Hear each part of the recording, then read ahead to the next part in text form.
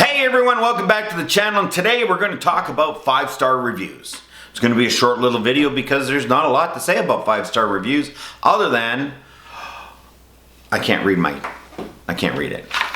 I can see close. 5-star reviews are a key to running Airbnb. You need your 5-star reviews. You need lots of them.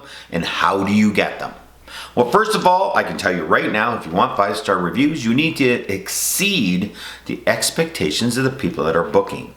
And what in the world does that mean? It's different for everyone. So we put a couple of things in our Airbnb. It's under the how to set up an Airbnb and what to put inside it to make sure that people are like, wow. Because if you have a couple of wows, even if they want to complain that something's not there, they'll give you a 5-star review. Now, don't get me wrong. Your place has to be clean. Bedding, cleanliness, the bathrooms, all that kind of stuff have to be perfect. It can be a little dated. It doesn't have to be brand new, but it has to be perfect. So how do you set your expectations? Well, there's two ways you do it. First, through the booking. When they book, you set the check-in, the check-out, and a couple of things. Then you have your house rules. You have them on the site. You have them in the house. We have little laminate things there with house rules. Okay, the online Airbnb house rules are much more detailed than what we have inside. We want just the major items for house rules on the inside.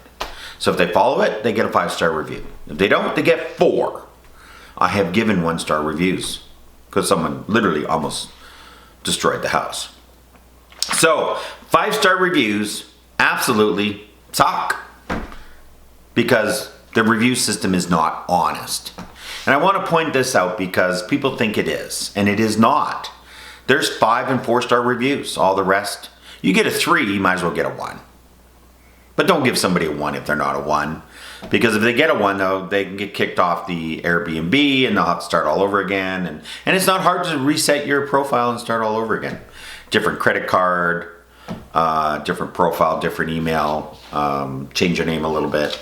As long as the charge goes through, what does anyone care? Second, everyone lies. Hate to say this, but most reviews are bogus. People aren't really honest in the reviews because honesty is not received very well.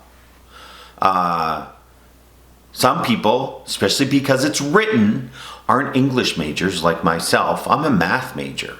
If you want me to spell a 4-letter word, I'll probably get it wrong, mainly because I'm dyslexic. So I'm kind of short and to the point.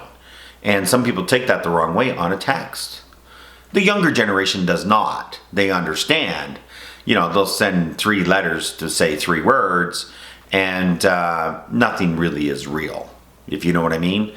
So they're pretty good with it, but the older generation kind of take it personally. If you're below 4 stars, 1, 2, 3, you're pretty much the same.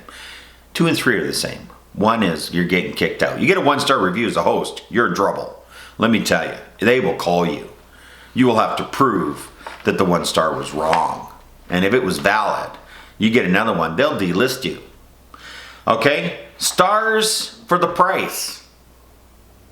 If you're $500 a night Airbnb or $50 a night Airbnb, can you both be 5 stars? I say yes, but that is not how it works. If you're a $500 a night Airbnb, you are a very nice place in a very nice location, or that is cheap in a location that, you know, most places are $1,000 a night.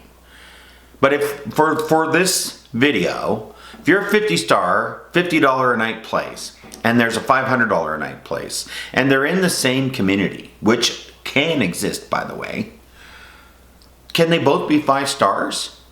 Because when you look at the 500, you're like, holy man, that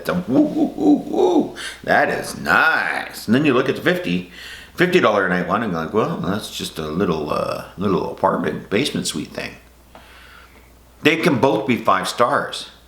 Does the $50 a night price give value, and is your value exceeded? And if the answer is yes, it's 5 stars. Is it dated? Okay, was it clean? The cleanliness and the setup is perfect in both. One's 50, one's 500. They should both be 5 stars. It's 5 stars for a $50 a night place. Because trust me, there are 2-star $50 a night places. I've stayed at them and will never stay at them again. I've stayed at 5-star $50 a night places all over the place when I used to travel a lot. And they were great places. They were well maintained. The people cared about what they were doing. They were just, $50 a night places. They couldn't, if they were charging more, no one would stay there. They can be 5-star, but the 5-star system is set up to penalize that type of situation because people will not give 5 stars if it's not new and perfect. Because they think new and perfect means 5 stars.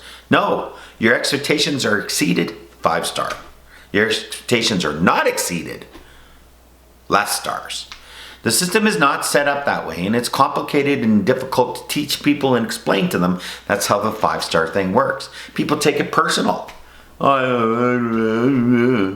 Okay, they give you a 3 or a 4 or a 2.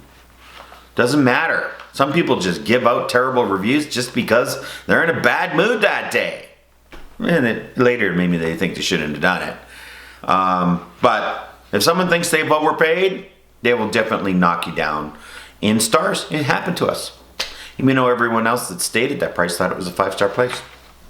So it's very hard to maintain, and I just wanted to cover that off for you, that if you want your 5-star reviews, it takes a lot of effort and work. But 1, set the expectation and then exceed it. 2, make sure you have surprises inside your Airbnb. Just little things that people maybe wouldn't have thought of that are just kind of a little extra and it's free, gets you those 5-star reviews. When we started our Airbnb, we underpriced big time because we wanted to be booked. We just wanted bookings. So we underpriced like you wouldn't believe. We underpriced first couple of months, and we filled up like boom. And we were practically living in the garage to make sure, without telling them, to make sure everything was perfect and figure out what we were doing right and what we were doing wrong. And then we realized we were doing almost everything wrong.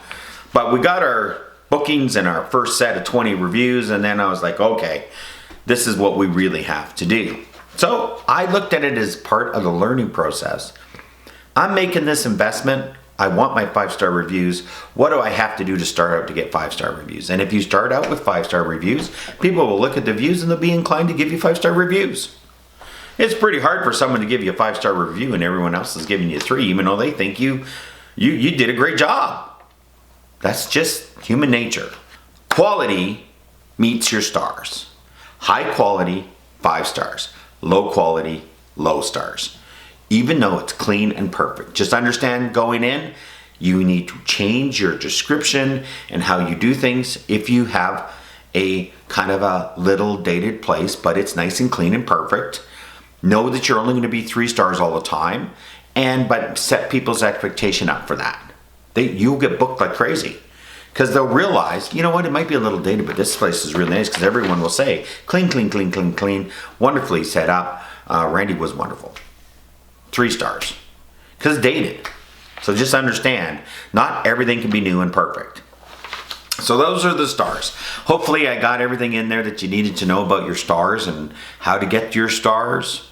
The short answer is, expectations are X. Did you exceed it? You'll get 5 stars. And then everything else is a 4. And if you're not a 4, seriously look at what you're doing. Seriously look at what you're doing. Hey, you can have a 3-star and be booked all the time depending on what it is. But understand what it means and how it'll go. So thank you for tuning in for the 5-star Airbnb. Not really a 5-star, it's just basically 5 and 4. And know that going in. It will take away all your stress when you don't get a 5-star review. Unlike me, if I don't get a 5-star review, I'm not a happy guy. Because I really put a lot of effort in to make sure we get those. Why am I putting all this effort in if I'm not getting 5 stars? So that's just me. I'm the kind of person that needs the 5 stars. But if I'd be okay with 4 stars all the time, probably still get the same amount of bookings. But I really like those 5 stars. I just really like the 5 stars. So have yourself a great week, and I'll see you in the future.